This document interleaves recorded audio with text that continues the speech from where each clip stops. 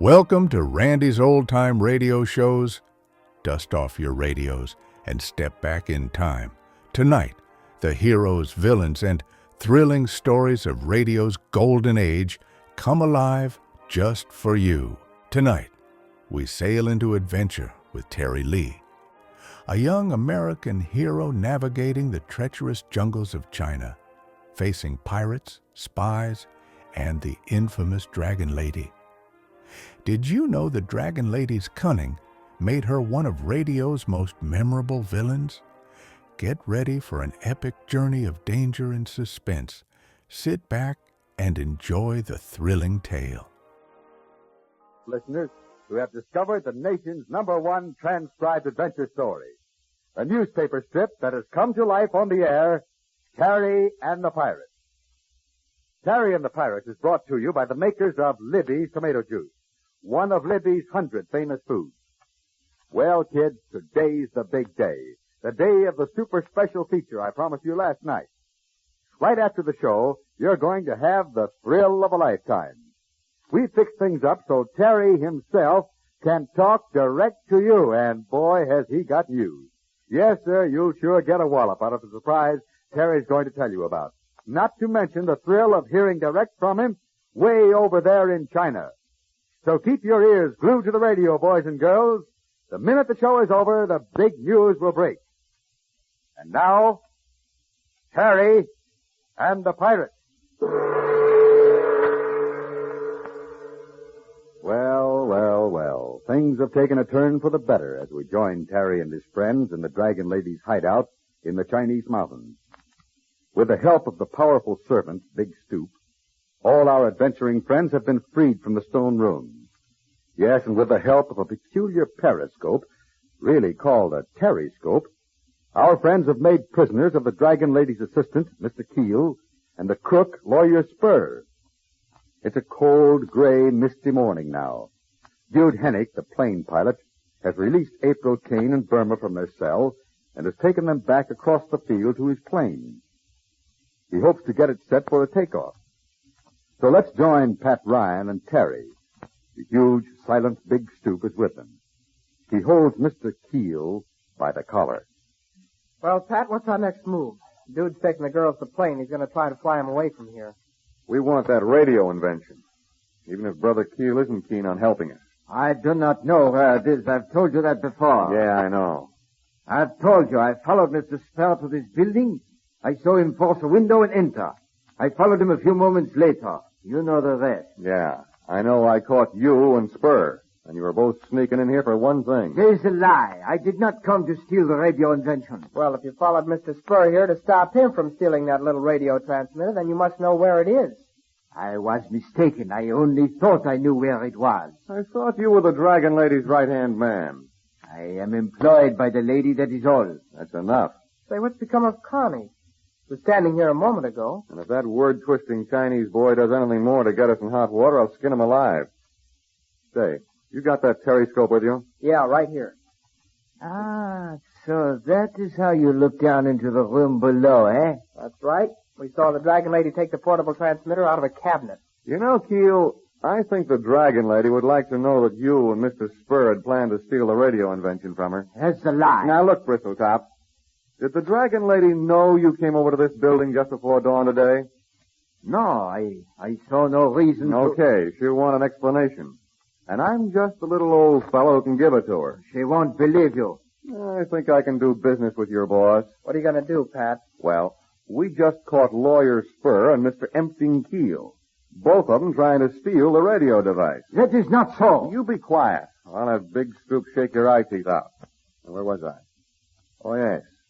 The Dragon Lady doesn't like her help to double-cross her. She will not believe that I did that. Then what are you so nervous about? Now, look, Terry, it's daylight now. We can't go outside, at least not yet. Use the terryscope and take a look around, will you? Yeah, sure. See, I can open a small window and stick the terryscope out just far enough to... Oh, I'll look through this end of the terryscope and... Well, what does the wide world look like outside? Pat, she's coming this way. I can see her. She just came out of a doorway. The Dragon Lady? Yeah. We can't stay here. She'll open this door and come in. Yeah, now look. You, Stooper. Take 'em bad fellow in that room. Hold 'em mouth. No talkie, savvy? And you, Terry. Go with Stoop and Keel. Oh, here, you take this gun. And hold the door open just wide enough to see out here with a periscope. Well, what are you going to do? I don't know. But I want to talk to the lady. We can't make a deal with her. Well, she's right here and I can handle her. Go on now, get out of sight.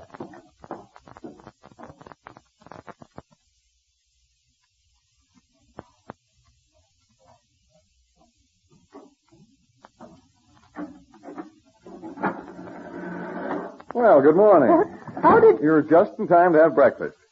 Oh. Good morning, Mr. Ryan. It's a little early in the day to talk, but you want some explanations, I'm Speak sure. up and be quick. Now, hold on. I don't like that tone of voice. You sound like you were still cracking the whip. Well, what is the meaning of all this? Who dared to let you out of your room? I gave no orders. Never mind that. I have other news for you. Well, speak quickly then. Now, listen. I caught 2 of your crooked playmates last night in this building. They came here looking for the radio transmitter. Did you know that? Whom do you mean? Lawyer Spur and Mr. Keel. Of course, if you sent them here to break in by way of a window, then it's different. How can I believe what you tell me? Now, stop acting like a prima donna. You and I have tangled before, and we've always taken each other's word, right? Mr. Ryan, what is it you wish? Well, I figure it this way. You stole that radio transmitter, but I'll make a deal with you. After all, those 2 gents, Spur and Keel, were going to steal it from you. They couldn't do that. They could try. I should like to question those men. Plenty of time for that. Now, what about you and I? What is the plan you have? I don't want that radio transmitter for myself. I want it for the Chinese army. They can use it against the invaders. I shall not give that invention to you. I need it for myself. Okay. But why prevent the Chinese army from using it? Let them have it, too. I don't want any money, nothing. The invention belongs to the girl, April Kane. Whatever money comes from it goes to her. Then I should talk to her, not you. You'll talk to me and like it. And if I refuse to listen to you any further? Then I'll tell you something else you won't like. You had a servant once, a huge man mountain, strong as a couple of oxen, a disposition as sweet as a baby's smile. You remember him? We call him Big Stoop because he can't talk. Well? He can't talk because you fixed it so he couldn't. He hasn't forgotten that, and I don't blame him. It was Big Stoop who broke in here and let us out. And he's not very far away. If he ever gets his big hands on you, it's goodbye. See what I mean? No, I don't want him to break you up in little pieces, but Stooper is hard to control when he gets mad. And he's sure real mad with you. I can walk out of here No, you can't, lady. Don't turn around and don't try to use a gun. Dragon Lady doesn't happen to have a gun up her sleeve, Terry. Mr. Ryan is correct. I have no gun. Hey, Terry, come on out. That Big Stoop staying there with his pal. Super, you stay here with bad fellows. Hold them tight. Hello, Dragon Lady. Kinda early in the morning, huh? Terry Lee, you will not live long in this country. You have a charmed life, but good luck cannot follow you forever. That's a very pretty speech, but let's stick to our knitting. Do we make a deal? I have no objection to assisting the Chinese army. I bear the army no grudge, but I shall not give up the radio transmitter. All right, what will you do? I owe you a debt. You prevented Keel and Spur from making off with the invention. I shall repay that debt. Fair enough. I shall accompany you to the headquarters of the Chinese army. We shall submit the radio transmitter. If accepted, any money received shall go to the girl, April Kane. However, I shall have the right to produce these small transmitters for my own use. Is that clear? Yes? It's a deal. Well, let's get the transmitter and get started. Very well. Follow me. Where are you going? Into the large room across the hall. I placed the invention in a small cabinet against the wall. But it isn't there. What is that you say? It wasn't there last night. Pat and I looked. We broke open the Hey, cabinet. lady, do you think the radio gadget was still in there? Come, we shall see. I placed it in this cabinet last night. Mr. Keel was here with me. Oh. Gosh. We knew it wasn't in this cabinet, but we thought you'd taken it away and hidden it someplace else. So you and I have both been cheated, eh? Now neither one of us have the device. Well, just a minute, lady. Just a minute. What kind of a game are you trying to play? You know where the radio device is. You know it wasn't in this cabinet. And now you're trying to pretend it's been stolen from us. No, I don't swallow that line. You can't make me believe a third person took the radio from here. This cabinet was locked when we broke in, and the cabinet was empty. Very well. If you didn't take the invention, and if I didn't, you have my word for that. Then suppose you tell me who did. Transmitter. Who's got the transmitter? Well, it looks like the Dragon Lady and Terry and Pat will work together yet. But let's not forget the Terryscope, because it's going to play a big part in this next adventure. Attention, boys and girls, for the big moment. Your friend Terry Lee is going to speak to you. Yes, we fixed things up so Terry himself can talk direct to you. Now, hold on while we cut him in. All right, Terry. Are you there? Shoot. Hello, all of you kids over there at home. Golly, I'm glad to have this chance to talk to you, because I sure have some news for you. News with a capital N. You know that Terryscope I figured out? The one I made with some cardboard and pieces of mirror the girls dropped through the wall? Say, that good old Terryscope has sure got Pat and Connie and all of us out of plenty of tight places. Well, now look, here's the big news for you. Every one of you kids can now get a Terryscope of your own that's exactly like the one I made. How's that for a swell surprise? Of course, in a way, your Terryscope will be better than mine, because I just have to use what I could find, broken pieces of mirror and a piece of old cardboard Connie found stuck in a window. But your Terryscope will be brand new and beautiful. Take it from me, kids, a Terryscope like mine's a keen thing to have. Why, you can see around corners with it and see what's going on behind you and over your head. Well, golly, I guess you remember how many times that Terryscope has saved the day for us. Of course, I'll be real pleased to think of all of you kids getting a Terryscope like mine, so I sure hope each of you sends for one right away quick.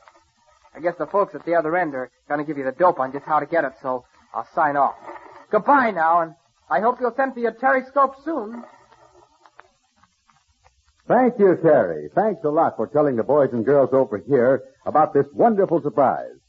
Say, kids, isn't it marvelous to think you can actually have a Terryscope just like Terry's for your very own?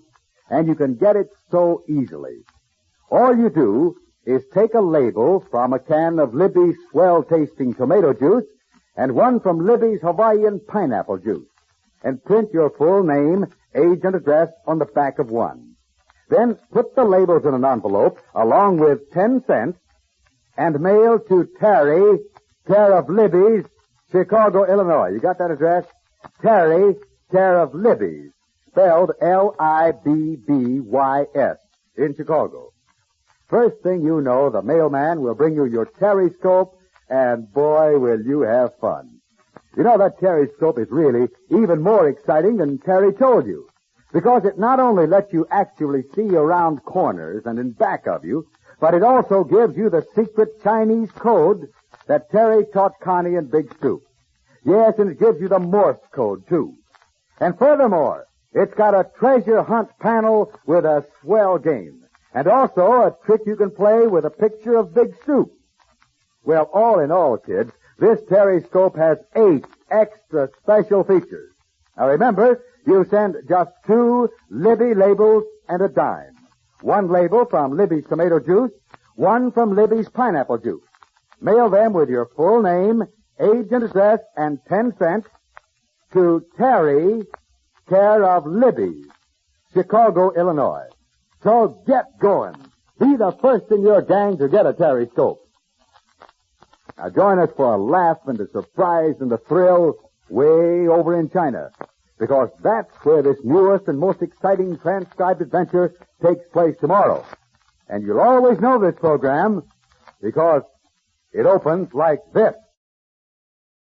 Well, folks, the clock is running out on another episode here at Randy's Old Time Radio Shows.